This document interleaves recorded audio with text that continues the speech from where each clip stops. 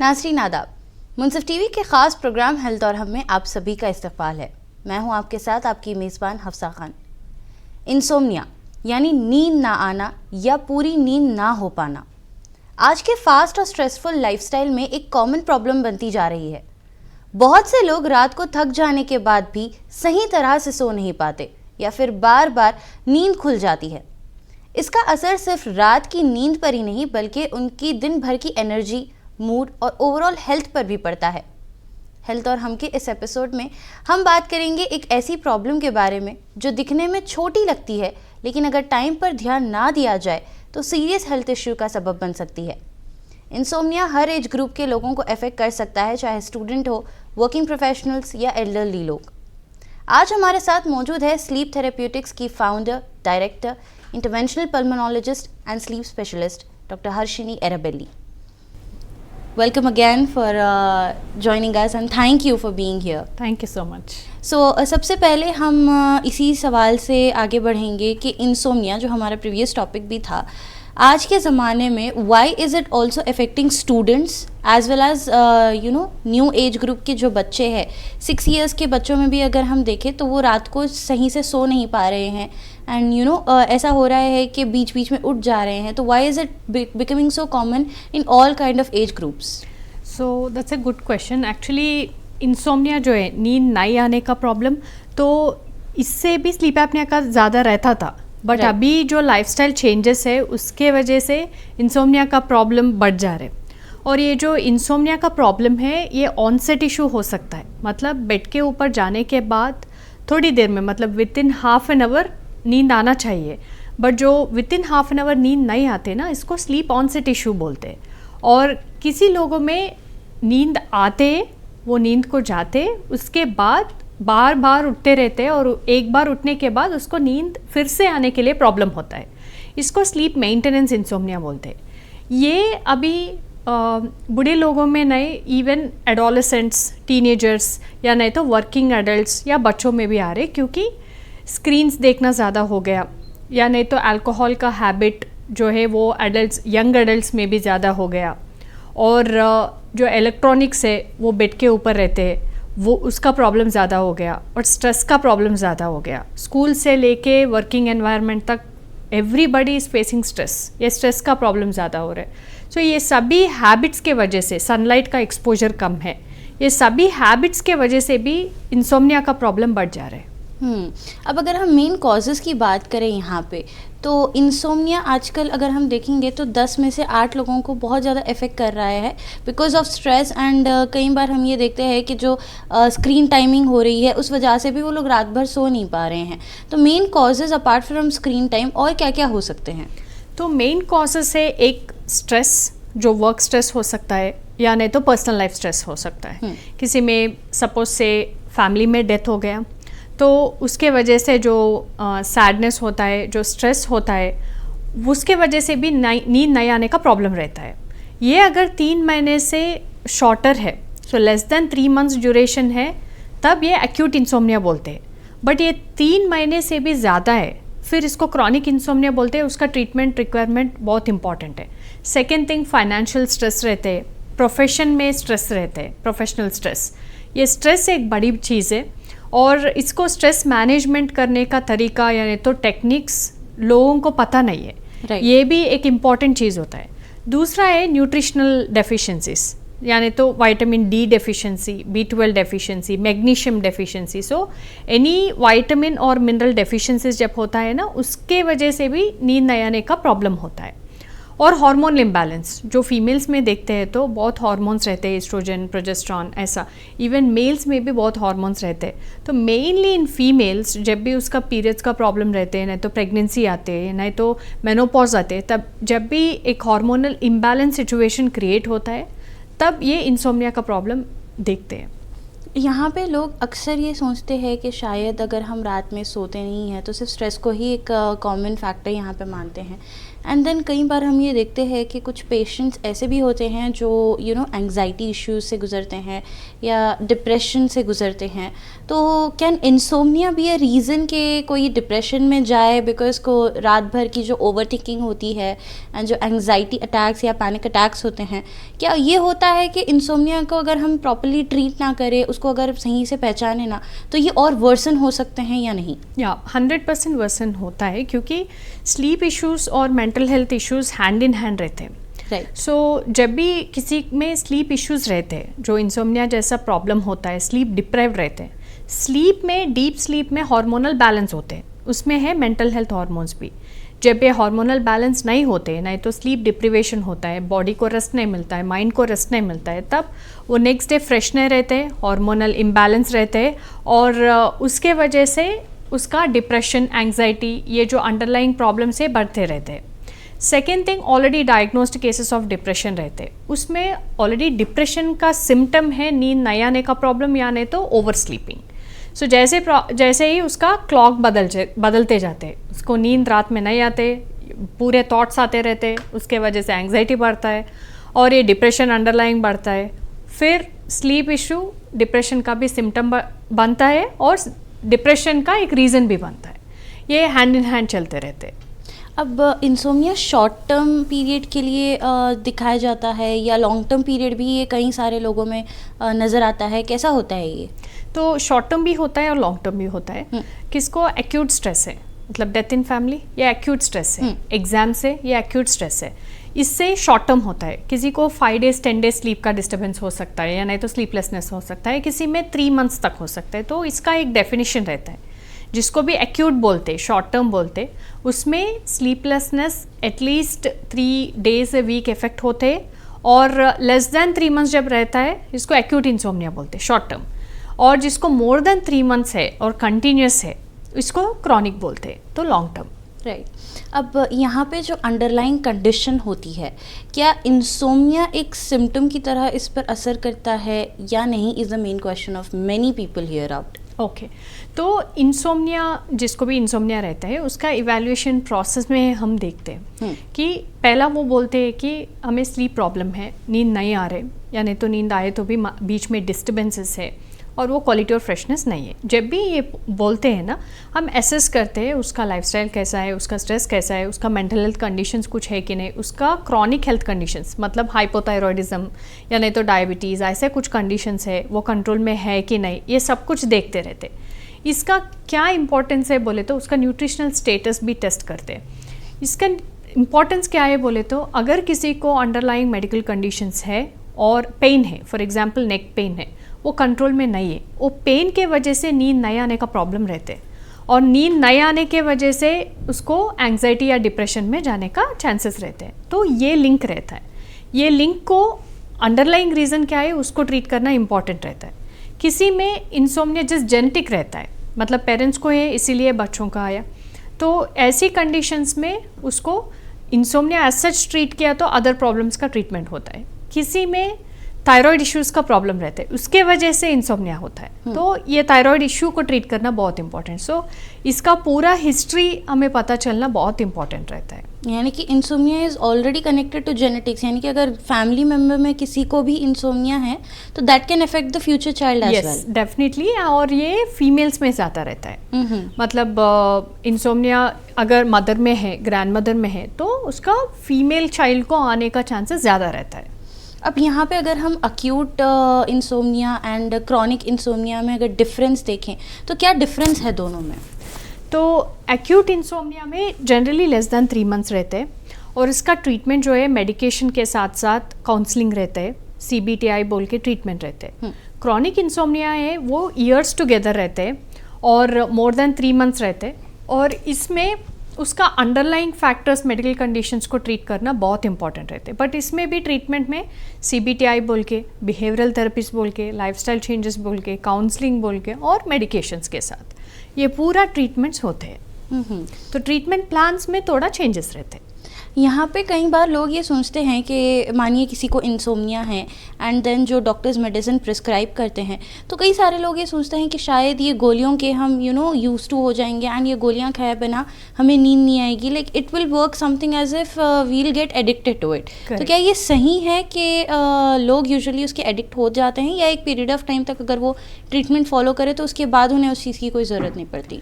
तो ये patient to patient dependent होते हैं। तो किसी में एक तरह के पेशेंट्स रहते हैं वेर फार्मेसी को जाते हैं, उसको फार्मासिस्ट पता है, या नहीं तो उसके फैमिली में कोई डॉक्टर है, तो वो मेडिकेशन लेके आते और खाते रहते हैं बिना प्रिस्क्रिप्शन के हिसाब से। राइट।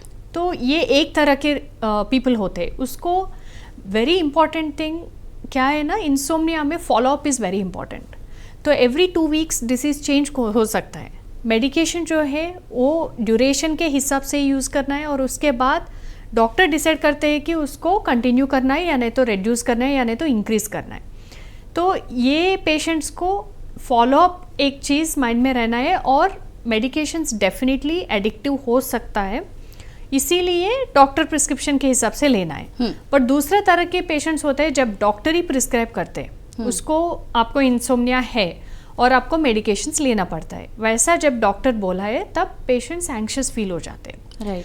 कि अगर मैं मेडिकेशंस लिया, मैं इसके ऊपर एडिक्ट हो जाती हूँ, तो एडिक्शन हो गया तो फिर मैं उसके बाद मुझे प्रॉब्लम हो जाता है, या नहीं तो मेडिकेशंस के वजह से साइड इफ़ेक्ट्स होता है। हाँ, ये भी सही है कि मेडिकेशंस के वजह से साइड इफ़ेक्ट्स हो सकता है और एडिक्शन भी हो सकता है, बट उसके साथ साथ जब CBTI, BT और काउंसलिंग या नहीं तो अंडरलाइंग करेक्शंस, ये सब कुछ पेयरअप होते हैं ना, मेडिकेशंस कम करने के लिए थोड़ा चांसेस रहते हैं। बट 70 ईयर ओल्ड है, ऑलरेडी जेनेटिक प्रीडिस्पोजिशन स्ट्रॉन्ग है, उसका लाइफस्टाइल ठीक ठाक है, न्यूट्रिशन ठीक ठाक है, फिर भी उसको इंसोम्निया है, वो पेशेंट्स में मेडिकेशंस लाइफ लॉन्ग यूज़ करना पड़ता है। अब यहाँ पे अगर हम फैमिली की बात करें तो यूजुअली जब डॉक्टर्स कहते हैं कि सर्टेन पेशेंट को इंसोम्निया की ये प्रॉब्लम है, तो फैमिली में एक्सेप्टेंस इतना जल्दी आता नहीं है। लाइक इंसोम्निया डॉक्टरेट टर्म्स में तो हम बहुत ज़्यादा क्रॉनिक एंड एक्यूट समझते हैं, बट देन फैमिली मेम्बर्स को वो समझने में बहुत प्रॉब्लम होती है। वो लोग बोलते हैं कि ऐसी कोई प्रॉब्लम ही नहीं है, ये तुम्हारा अपना प्रॉब्लम है कि तुम रात भर सोचते हो, इनकी पेशेंट को ब्लेम कर देते हैं वहाँ पे। एंड उस वजह से वो जो फैमिली बर्डन भी होता है एक पेशेंट के ऊपर जिसको इंसोम्निया है, वो स्ट्रेस लेवल भी बर्दाश्त नहीं कर पाता है। So due to this sometimes ऐसे सर्कमस्टेंसेज होते हैं जहाँ पे patient takes a step which he और शी शुडंट, तो वो आउट ऑफ डिप्रेशन ही होता है, ये ऐसा बाद में पेशेंट्स के जो फैमिली मेम्बर्स है ये कहते हैं। तो यहाँ पे फैमिली का कितना एक इम्पॉर्टेंट रोल होता है इस चीज़ में, सो दैट पेशेंट को हम ये समझा सके कि इंसोम्निया जैसी एक चीज़ भी होती है, एंड देन उसको एक कंडक्टिव एनवायरनमेंट स्लीप का बनाना बहुत ज़रूरी होता है। ये बिल्कुल अच्छा क्वेश्चन है और अच्छा आंसर भी दिया है आपने जी, क्योंकि पेशेंट के साथ साथ फैमिली काउंसलिंग भी बहुत इम्पॉर्टेंट रोल प्ले करते हैं इसमें। तो ये CBTI बोल के मैंने एक ट्रीटमेंट बोला है ना, ये थेरेपी सेशंस में होता है। मतलब अगर 8 सेशंस होता है, वीकली 1 सेशन होते हैं, और weekly each session 45 minutes last होते हैं। जब भी इंसोम्निया का डायग्नोसिस करते हैं, खाली पेशेंट को नहीं, वैसे भी वो जैसे भी वो ये कुछ फैमिली इशू बोलते रहे, या नहीं तो पर्सनल इशू बोलते हैं, या नहीं तो स्ट्रेस के ऊपर कंप्लेंट करते रहते हैं ना, तब फैमिली काउंसलिंग को भी बुलाते हैं।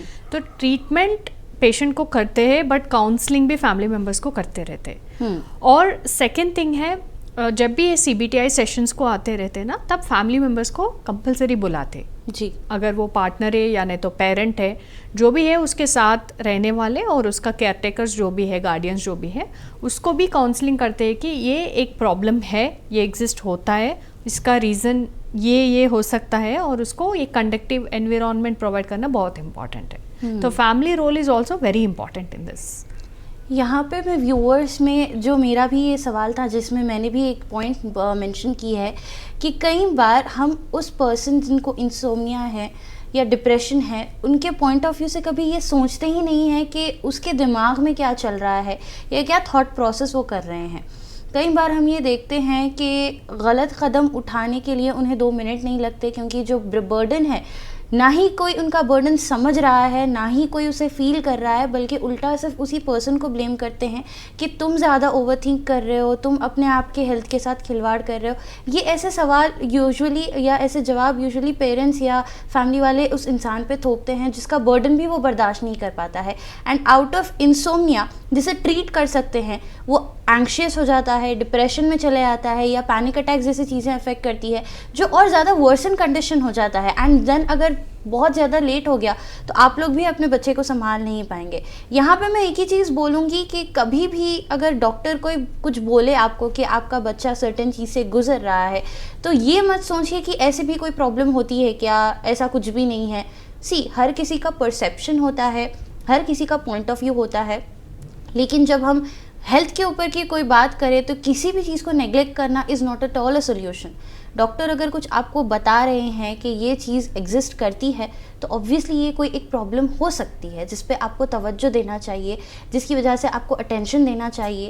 एंड काउंसलिंग आज के ज़माने में काफ़ी ज़्यादा एक इम्पॉर्टेंट रोल प्ले करता है, सो दैट आप लोग भी मेंटली प्रिपेयर हो जाए एंड इस बंदे को उसी तरह मेंटली स्टेबल रखें एंड उस चीज़ से बाहर लेकर आएँ, प्रिवेंटिव करें, स्टेप्स मेंटेन करें, सो दैट वो उस चीज़ से बाहर हल्लू अच्छे से बाहर आ सके। अभी अगर हम इंसोम्निया का कनेक्शन देखें एक पर्सन के मेंटल हेल्थ के हिसाब से, तो how is it overlink to his mental health, उस बारे में हमें बताइए। तो मेंटल हेल्थ के मतलब पैरेलल जाता है इंसोम्निया का प्रॉब्लम। तो ये जो स्ट्रेस रहता है ये ट्रिगर है, ओके उससे डिप्रेशन में जा सकते या नहीं तो एंग्जाइटी में जा सकते। और एक चीज़ होता है उसको बेड एंग्जाइटी बोलते हैं। बेड एंग्जाइटी मतलब जिसको स्लीप रिलेटेड ही एंग्जाइटी रहते हैं, मतलब पेशेंट्स को नींद नहीं आते, एक दिन नींद नहीं आते, 2 दिन नींद नहीं आते। जैसे ही ये पीरियड चलते रहते हैं ना, पेशेंट को सुबह में भी थॉट्स आते रहते हैं कि आज शाम हो गया तो मुझे नींद आती है कि नहीं, ये रात में मुझे नींद आती है कि नहीं, मैंने आज कॉफ़ी पिया, मुझे नींद आती है कि नहीं। राइट इसको बेड एंग्जाइटी बोलते हैं। तो ये बेड एंग्जाइटी धीरे धीरे सभी चीज़ों के ऊपर फैलते हैं और उसको एंग्जाइटी बोलते हैं। तो स्ट्रेस मैनेजमेंट बहुत इंपॉर्टेंट रहते हैं, और स्ट्रेस मैनेजमेंट के लिए थोड़ा ब्रीथिंग एक्सरसाइजेस करना, बॉक्स ब्रीथिंग टेक्निक्स फॉलो होना, मेडिटेशन करना, या नहीं तो फ्री ऑफ थॉट्स कुछ हॉबीज़ प्रैक्टिस करना, एक्सरसाइज करना, ये सभी बहुत इंपॉर्टेंट रहते हैं ताकि आपका मेंटल हेल्थ भी सेफ रहता है, स्ट्रेस रिलीफ भी होता है और स्लीप इश्यूज़ भी नहीं आने का चांसेस रहते हैं। अब इंसोम्निया के मेडिकेशंस की तो हमने बात की थी कि वो एडिक्टिव होते हैं या नहीं होते हैं, एंड कई लोगों का ये भी क्वेश्चन होता है कि इंसोम्निया क्योर हो सकता है या ये हमारे साथ टेम्परेरी लाइफ लॉन्ग हमारे साथ ही रहेगा, ये भी एक क्वेश्चन होता है कॉमन। तो इस बारे में आप क्या कहेंगे। तो जनरली जीन्स जो है वो गन जैसा है जी, और लाइफस्टाइल जो रहता है वो ट्रिगर जैसा है। राइट तो आप ट्रिगर को प्रेस किया फिर ही गन फायर होता है ना। ट्रू। तो जैसे ही जीन्स जेनेटिकली इंसोम्निया प्रॉब्लम हो सकता है, बट इसको कंट्रोल में भी रख सकते हैं। कैसे, मतलब एक स्लीप हाइजीन फॉलो करके, मतलब एवरी डे आप उठते ही 10 AM के बिफोर आप 7 o'clock को उठ जाइए, 8 o'clock को उठ जाइए, कभी भी 10 AM के पहले आप half an hour to 45 minute sunlight exposure बहुत इंपॉर्टेंट है, क्योंकि सनलाइट से मेलेटोनिन बोल के एक हार्मोन रिलीज होते हैं और ये हार्मोन के वजह से आपको रात में नींद आने का चांसेस बढ़ जाता है। सेकेंड थिंग एक्सरसाइज, जैसे ही एक्सरसाइज करते हैं 1 आपका ओबेसिटी कंट्रोल में रहता है, 2 सेकेंड पॉइंट इज आपका हार्मोनल बैलेंस रहते हैं और आपको नींद आने का चांसेस भी ज़्यादा रहते हैं। जब भी मैं एक्सरसाइज के बात करती हूँ ना, ज़्यादा लोग पूछते हैं कि अगर रात में एक्सरसाइज किया तो ज़्यादा थकावन होता है, इसके वजह से नींद अच्छे आने का चांसेस रहते हैं, इसीलिए मैं 8 o'clock 9 o'clock को एक्सरसाइज करती हूँ रात में। तो ये बहुत गलत बात होती है। जब भी एक्सरसाइज करते हैं ना, तब हॉर्मोन्स और केमिकल्स जो है, एड्रेनलिन जो है वो रश हो जाता है। तो ये मॉर्निंग करना है ताकि एक्सरसाइज से आप एक्टिव हो जाते, उसके बाद आप कुछ जो भी आपका डेली एक्टिविटीज़ है वो कर सकते हैं, और रात में सोने के पहले आपको रिलैक्स्ड रहना पड़ता है। तो एक्सरसाइज रात में नहीं, सुबह किया तो अच्छा है। अगर शाम को करने वाले लोग जो है उसको 7 PM के पहले करना चाहिए। तीसरा है अब आपका फूड हैबिट्स और कॉफ़ी, टी, अल्कोहल, निकोटिन ये अवॉइड करने का चांसेस। सो आपका चॉइस है कौन से फूड लेते हैं, कौन से बिवरेजेस लेते हैं, ये सब कुछ आपका चॉइसेस बनता है। तो आपको अल्कोहल, निकोटिन, कॉफ़ी, सोडास ये सब कुछ शाम में अवॉइड किया तब आपको नींद अच्छे आने का चांसेस रहता है। सो ये सभी को लाइफस्टाइल स्लीप हाइजीन और लाइफस्टाइल चेंजेस और इम्प्रूवमेंट्स बोलते हैं। जब भी ये लाइफस्टाइल अच्छे तरह रहता है ना, तो आपका जेनेटिक इशू है तो भी आपका ट्रिगर पुल नहीं होता है और इंसोम्निया से आप बच जा सकते हैं। अब ये जो सवाल मैं करने जा रही हूँ ये कॉम्बिनेशन है about bed anxiety and as well as जो अभी आपने पॉइंट मेंशन किया है हेल्दी हाइजीन स्लीप रूटीन। तो यहाँ पे कई सारे कॉर्पोरेट लेवल्स की मैं यहाँ पे एग्जांपल ले लेती हूँ। आजकल का एक ट्रेंड बन गया है कि जो नाइट शिफ्ट्स करते हैं लोग काफ़ी ज़्यादा कॉफ़ी पर्सन्स होते हैं, यानी कि they really need coffee and बिना कॉफ़ी के वो काम नहीं कर पाते। एंड नाइट शिफ्ट के भी लोग काफ़ी सारे ऐसे हैं जो रात में 2 cup coffee 3 cup coffee P लिए एंड देन नेक्स्ट डे जब वो आकर रेस्ट करने जाते हैं तो उनके दिमाग में एक चीज़ चलती है कि अरे भाई मैं तो कल रात में 3-4 कॉफ़ी एक साथ पी ली थी या पी लिया था, अभी मुझे नींद आएगी या नहीं। एंड देन दिन भर वैसे ही उनका स्केड्यूल चलता है, देन नेक्स्ट डे फिर वही सेम रूटीन फॉलो करते हैं एंड देन कंप्लेन भी करते हैं कि भाई मैं तो 1 हफ्ते से सोया नहीं, मैं तो 1-2 दिन से सोया नहीं। तो ये सब जो हैबिट्स हैं यहाँ पे इनके एंग्जाइटी के साथ साथ जो कैफ़ीन इंटेक भी होता है, not only coffee but caffeine अगर हम देखें तो काफ़ी सारे सॉफ्ट ड्रिंक्स में भी होता है, जैसे कि कई सारे एनर्जी ड्रिंक्स है जो कैफ़ीन कंडक्ट करते हैं एंड वैसे ड्रिंक्स भी वो लोग काफ़ी ज़्यादा वो करते हैं कंज्यूम करते हैं so that they can have power to work. अब ये हेल्दी हैबिट्स में कितना ज़्यादा एक रोल प्ले करता है, क्या ये कंज्यूम करना सही है या नहीं है, उस बारे में हमें बताइए। तो कॉफ़ी जो है कैफ़ीन कंटेंट, कैफ़ीन पूरा स्टिमुलेंट है, ब्रेन का स्टिमुलेंट है। सो जैसे ही ब्रेन को स्टिमुलेट करते हैं ना, हमें नींद नहीं आते। ये फिक्स्ड लाइन है जो एवरीवन नोज दिस, सबको ये पता है कि कॉफ़ी पिया था नींद नहीं आती। फिर भी वो कॉफ़ी पीने के लिए रेडी रहते हैं क्योंकि काम करने के लिए। अभी आपको कॉफ़ी पीना एक हैबिट है, ये एडिक्शन में बदल जाता है। जैसे ही एडिक्शन में बदल जाता है उसको डी एडिक्ट कर सकते हैं आप। कैसे? मतलब थोड़े टीज रहते हैं, organic teas, chamomile tea, hibiscus tea, वैसी टीज रहते हैं। ये टीज में ये फ्लावर से बन जाता है, कैमोमाइल फ्लावर और हाइबिस्कस फ्लावर से बन जाता है। इसमें मेलेटोनिन इंक्रीज करने वाला एक सब्सटेंस रहता है। तो आपको जब भी कॉफ़ी पीना है उसके रिप्लेसमेंट में आप हाइबिस्कस या नहीं तो कैमोमाइल टी पी सकते हैं। जैसे ही ये number of cups of coffee कम होते जाते हैं ना, आपका एडिक्शन जो है वो कम होते। और एक रिसर्च किया है कौन से रिजल्ट में आया है कि जो भी कॉफ़ी पीते हैं उसका कैफीन कंटेंट बॉडी में 12 आवर्स तक रहते हैं। तो आप रात में 12 o'clock को कॉफ़ी पिया तो नेक्स्ट डे आफ्टरनून तक कॉफ़ी रहते, कैफीन रहते हैं आपके बॉडी में। इसीलिए ब्लैक कॉफ़ी लीवर के लिए अच्छा है, ब्लैक कॉफ़ी मेटाबॉलिज्म के लिए अच्छा है, वेट रिडक्शन करते हैं। ये कन्फ्यूजन में ज़्यादा लोग रहते हैं, राइट। ब्लैक कॉफ़ी अच्छा है इसीलिए मैं इतना ब्लैक कॉफ़ी पी रही हूँ। बट ये बैलेंस करना भी बहुत इंपॉर्टेंट होता है। जब भी आप ब्लैक कॉफ़ी पीना है या नहीं तो कॉफ़ी पीना है, जैसे ही आप उठते हैं उठने के बाद पी सकते हैं, राइट। मतलब who is working in the mornings वो मॉर्निंग पी सकते, who is working in the night वो शिफ्ट स्टार्टिंग में पी सकते, but not in betweens. So if you want to have coffee in between, avoid coffee and have hibiscus or chamomile tea.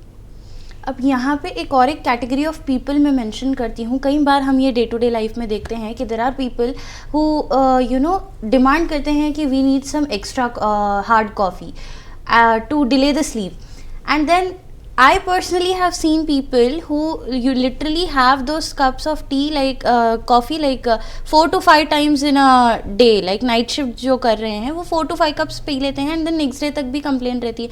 अगर आप यही cycle follow करते रहोगे तो जैसे डॉक्टर साहब ने मेंशन किया है 12 आवर्स तक जो बॉडी के अंदर आपके कैफीन रहता है। सोचिए अगर आप एक कप ऑफ कॉफ़ी पीने से 12 घंटे तक की कैफीन आपके बॉडी में है तो अगर आप 5 से 6 कप या 4 से 5 कप पिएंगे तो कितना कैफीन आपकी बॉडी में है एंड क्यों आप ये कंप्लेन कर रहे हैं कि 2 से 3 दिन तक आपकी नींद नहीं हो रही है।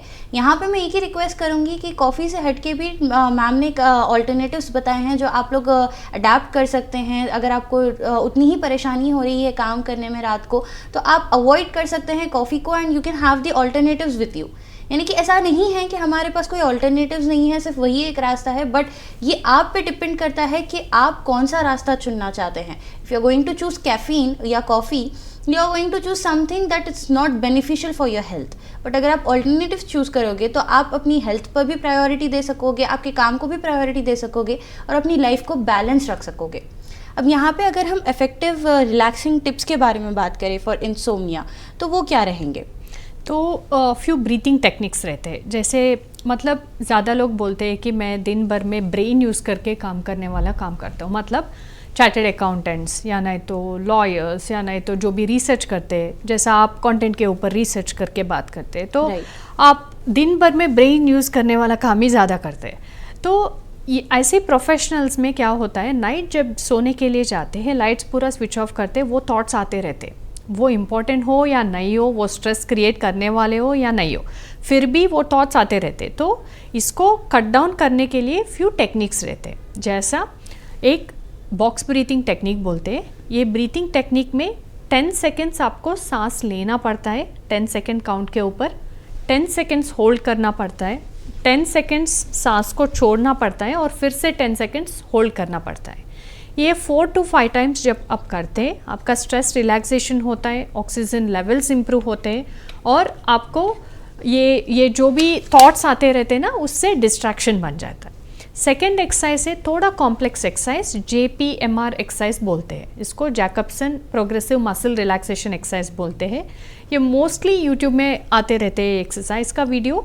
इसमें एक एक ग्रुप ऑफ मसल को टाइट करके इनहेल करते और लूज करके एक्सेल करते। ये बहुत इंपॉर्टेंट एक्सरसाइज है स्ट्रेस ब्रेक डाउन करने के लिए, थॉट्स को ब्रेक डाउन करने के लिए, and very much relaxing exercise. Many times जो स्ट्रेस में रहते हैं, थॉट्स में रहते हैं और नींद नहीं आते, वो कंप्लेंट से आते हैं ना, उसको मेडिकेशन के पहले ये एक्सरसाइज देते हैं और 15 डेज प्रैक्टिस करने के लिए बोलते हैं। Almost 40 to 50% of the people without medication cure होता है। इसीलिए ये एक्सरसाइज प्रैक्टिस करना वेरी वेरी इंपॉर्टेंट है बिफोर स्लीप। अब सबसे आखिर में हमारे व्यूअर्स के लिए एक मैसेज रिगार्डिंग इंसोम्निया एंड कौन से फूड एंड ड्रिंक्स अवॉइड करने चाहिए एंड कौन से food and drinks for health insomnia को क्योर करने के लिए हेल्दी साबित होते हैं, वो हमें बताइए। ओके, सो इम्पॉर्टेंटली फूड्स जो अवॉइड करना है, क्योंकि इंसोम्निया के प्रॉब्लम में ये avoidance is much more important than taking. So first thing है कॉफ़ी। सो कैफ़ीन आपको अगर स्टिमुलेंट चाहिए तो ओनली मॉर्निंग लेना है या नहीं तो वर्क के बिगिनिंग लेना है, but at least 6 hours before sleep coffee को अवॉइड करना बहुत ही इंपॉर्टेंट है। Second, T last is 5 PM in the evening. After 5 PM T पीना बहुत ही बैड हैबिट रहते हैं। ज़्यादा लोग बिरयानी के बाद टी पीते रात में, वो बहुत ही बैड हैबिट रहते हैं और उसके वजह से नींद खुल जाता है। और थर्ड वन है अल्कोहल। अल्कोहल पीने से अच्छे नींद आते हैं बोल के ज़्यादा लोग सोचते रहते हैं, बट ये मिथ है। अल्कोहल से स्लीप डिस्टर्ब होता है। जैसे ही ऑनसेट है वो ऑनसेट हो सकता है, बट जो मेंटेनेंस और क्वालिटी का डिस्टर्बेंस होता है। Fourth, smoke. ज़्यादा लोग night shift, specially night shift में जो काम करते हैं ना, काम के बाद स्मोक करके जाके सोने के लिए ट्राई करते रहते हैं। निकोटिन जो है कॉफ़ी जैसा स्टिम्युलेंट है, इसके वजह से भी नींद बिल्कुल नहीं आते। और सोडा एनीथिंग, कोको कोला या तो पेप्सी, स्प्राइट, जो भी नॉर्मल सोडा, एरेटेड ड्रिंक्स जो होते हैं वो भी नींद खुल जाता है। ये जो भी है 4-5 आवर्स बिफोर स्लीप लेने से कुछ नहीं होता है, but last 4 hours before sleep में लिया तो प्रॉब्लम हो जाता है।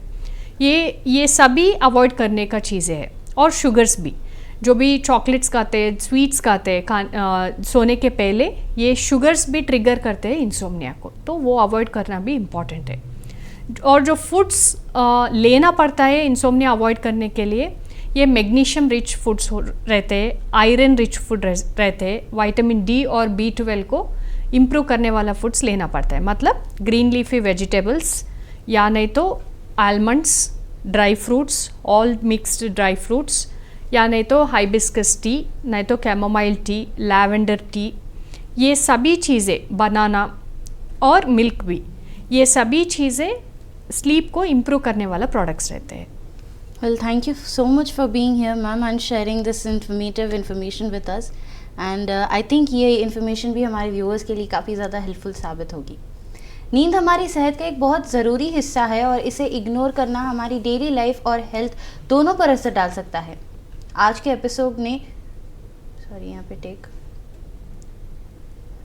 एपिसोड में डॉक्टर ने इंसोम्निया से जुड़ी काफ़ी इम्पोर्टेंट बातें हमारे साथ शेयर की हैं। हमें उम्मीद है कि ये जानकारी आपके लिए हेल्पफुल रही होगी। अगर आप या आपके किसी अपने को नींद से रिलेटेड कोई भी प्रॉब्लम है तो इसे लाइटली ना लें और सही समय पर एक्सपर्ट की सलाह ज़रूर लें। इसी के साथ हम आज के हेल्थ और हम एपिसोड को यहीं ख़त्म करते हैं। मिलते हैं अगले एपिसोड में एक और ज़रूरी हेल्थ टॉपिक के साथ। तब तक अपना ख्याल रखिए, मुझे दीजिए इजाज़त और आप बने रहें मुंसिफ टीवी के साथ।